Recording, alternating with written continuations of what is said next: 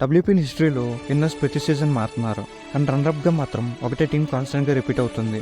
Delhi Capitals 3 సీజన్స్లో 3 finals వరకు వచ్చారు, కానీ ప్రతిసారి ట్రోఫీ దగ్గరికి వచ్చి మిస్ అయ్యారు. ఇప్పుడు 2026లో మళ్ళీ 4th టైం ఫైనల్ రీచ్ అయ్యారు. ఈసారి డీసీ జర్నీ ఈజీగా స్టార్ట్ అవ్వలేదు. ఫస్ట్ 4 మ్యాచెస్లో కేవలం ఒకటే విన్. టీం రిథమ్ దొరకడానికి టైం పట్టింది, కానీ అక్కడ నుండి కంబ్యాక్ స్టార్ట్ అయింది. లీగ్ సైజ్ సెకండ్ హాఫ్ నుంచి ప్లేఆఫ్స్ వరకు డీసీ స్ట్రాంగ్గా ఆడి మళ్ళీ ఫైనల్ రీచ్ అయ్యారు. ఫైనల్ మ్యాచ్లో డీసీ బ్యాటింగ్ చేసినప్పుడు టీం ఫుల్ కాన్ఫిడెన్స్తో ఉంది. ఓపెనర్స్ సాలిడ్ స్టార్ట్ ఇచ్చారు. మిడిల్ ఓవర్స్లో కెప్టెన్ జమీమా బౌల్బర్గ్తో కలిసి ఇన్నింగ్స్ని కంట్రోల్లో పెట్టింది.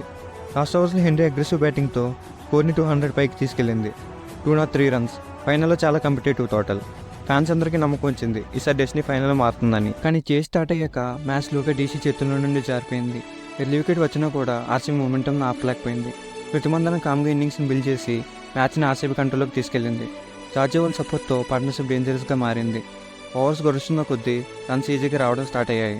డీసీ బౌలర్స్ ట్రై చేసినా కూడా మొమెంటం బ్రేక్ చేయలేకపోయారు. లాస్ట్ మూమెంట్స్లో వికెట్స్ వచ్చినా డ్యామేజ్ అప్పటికే జరిగిపోయింది.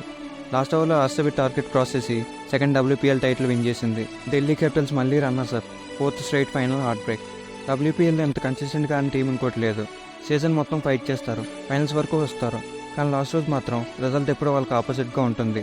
డెస్టినీ లేట్ అవ్వచ్చు, కానీ డీసీ స్టోరీకి మాత్రం ఒక రోజుకి హ్యాపీ ఎండింగ్ తప్పకుండా వస్తుంది. మీరేమనుకుంటున్నారు? డీసీకి ట్రోఫీ లాక్ ఎప్పుడు వస్తుంది?